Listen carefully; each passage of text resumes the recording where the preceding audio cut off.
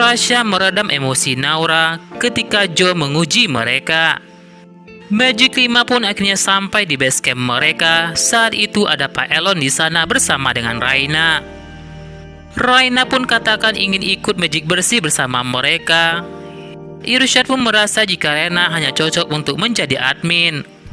Raina pun katakan kepada Irsyad jika dirinya bisa bersih-bersih seperti yang mereka lakukan. Pak Elon pun setuju dengan Raina jika Raina bisa melakukan apa saja. Di dalam hati Irsyad pun lantas terpukau dengan Raina. Naura pun mendengar suara hati Irsyad itu. Dan tak hanya itu, Pak Elon juga beri beasiswa pada mereka karena mereka adalah murid berprestasi. Apalagi akibat pertolongan Rasya, Gibran, dan Irsyad yang telah menyelamatkan orang-orang di rumah sakit itu. Pak Elon pun merasa tersanjung dengan mereka dan mau memberikan mereka beasiswa.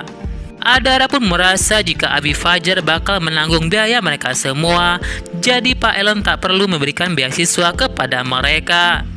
Namun Pak Elon katakan pada mereka jika Rasya, Gibran, dan Naura dan Irsyad anak yatim piatu, Pak Elon pun merasa tak apa-apa jika harus membantu mereka. Tiba-tiba mereka pun dapat orderan 2 sekaligus. Mereka pun membagi 2 kelompok. Saat itu kelompok 1 beranggotakan Irsyad, Gibran, dan Raina. Mereka bakal pergi ke sebuah kompleks.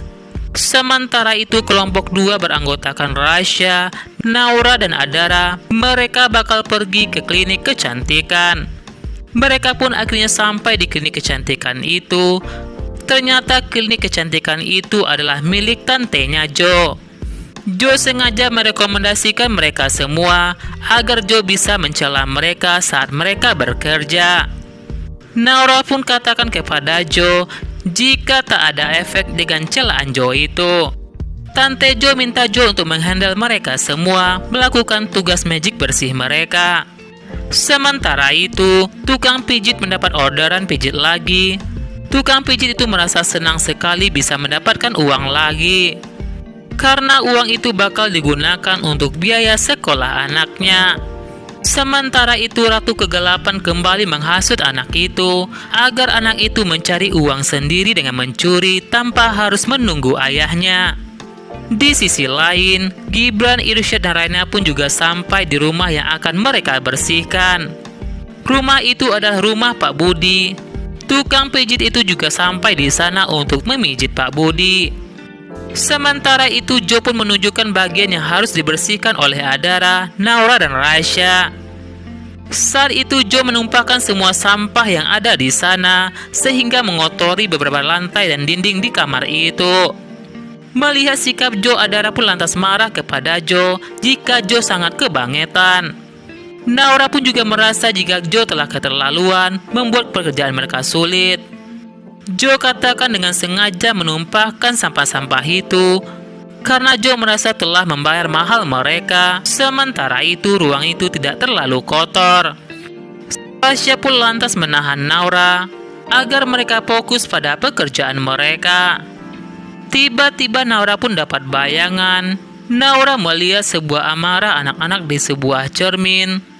Namun mereka tidak tahu apakah arti bayangan itu. Sementara itu, Tante Jo minta semua karyawannya untuk memberikan sebuah serum dan vitamin yang biasa-biasa saja kepada pengunjung mereka. Adara pun merasa jika staf klinik kecantikan itu.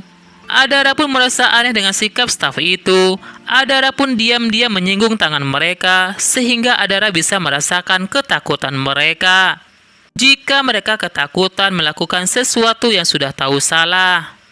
Naura juga mendengar suara hati karyawan itu jika mereka ketakutan dan mengeluh bekerja di klinik itu.